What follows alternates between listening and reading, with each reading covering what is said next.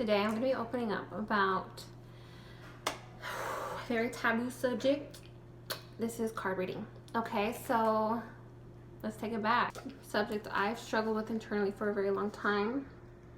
So today I'm going to express to you my perspective. Okay, when I was born in El Paso, Texas, as you may know, and I was born into the Catholic religion. We used to go to church every Sunday, and we would get all dressed up, and we followed the rules. I got baptized as a baby. I got my Holy Communion, and then when we moved to San Antonio, we adopted more of the Christianity religion. So God has always been in my life. I've experienced some crazy experiences with God, and I feel like He's truly what saved me from my eating disorder. So now a spin of things. My first encounter with cards that I can remember is when I was a little girl. My mom took me she was gonna get one, and I remember sitting there and they did the reading or whatever, and I just remember watching.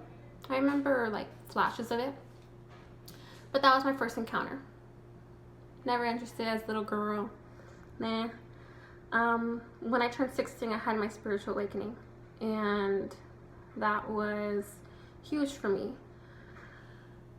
I started doing a lot of research about, healing tools and how to undo trauma, and I came across astrology and card readings. And at first, I was very hesitant. I was like, oh no, like that's evil. And I was like, no, and I was very strict on that. But then I don't know, I felt like I just want to know more. I'm a bit like, whenever there's mysterious stuff, I'm like, tell me more. You know what I mean? And I started doing my research, and I also knew that my grandmother, she used to read as well. She never talked about it at all, so I do not think she's an influence at all in my findings. One day, I got the courage to go to the crystal shop and buy my own deck, and I brought it home. And I remember opening the box. I was like so excited. It was like opening the coolest gift.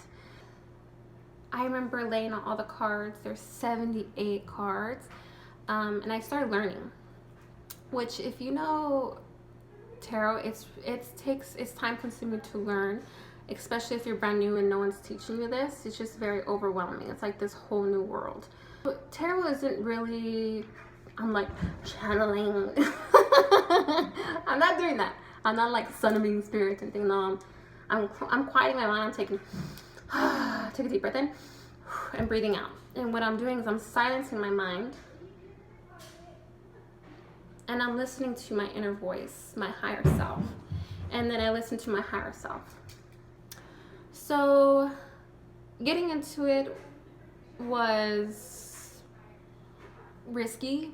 A lot of people were not happy about it. I actually went through like 3 different decks. I bought them and then threw them away because I was like, oh my God, God doesn't accept them. Like, I can't do that. And I went through that 3 times. But I still had this strong calling because I knew I was using it for good. I knew that I was using it to bring enlightenment. I knew I was using this for unconditional love. I knew that there was something there that I needed to find. And I've been reading for about almost 5 years now. And I think this journey has been absolutely eye-opening. I really believe that it's such a powerful tool. Now I've talked to many people, and now I'm able to give other people the resources that allows them to listen to their own intuition. Then again, I will note that it's super important to not get dependent on them for guidance, because you gotta remember, cards is a material realm thing, and I believe that it's important to find all your validation internally and not be dependent on anything externally. there's a lot of myths about it, you know, like someone else has to buy your first deck. No. I've actually been gifted decks too, but I've definitely bought my own as well. Another question that I get a lot about tarot, where they originate. Nobody really knows where they originated from, but they do have it documented like before Christ, and in Italy they used to use it as playing cards, just regular playing cards, and they somehow made it to the West, and now we're here. But there's one thing I'd like people to know about cards. It's simply a tool to listen to your own inner guidance. It really just reflects.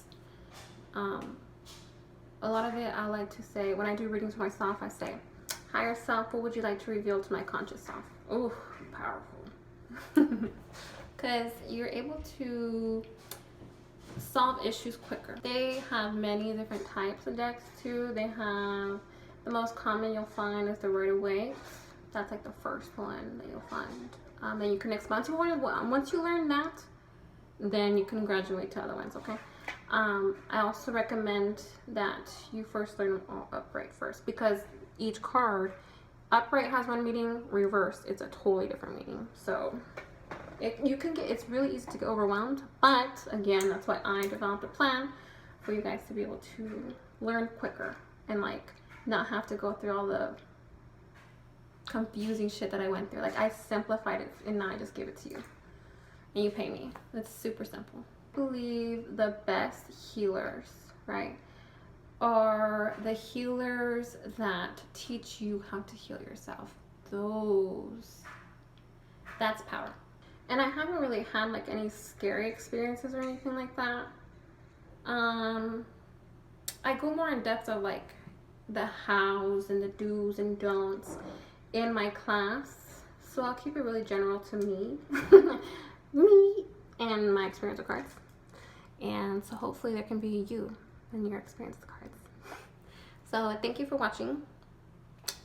Hope you learned something new about me.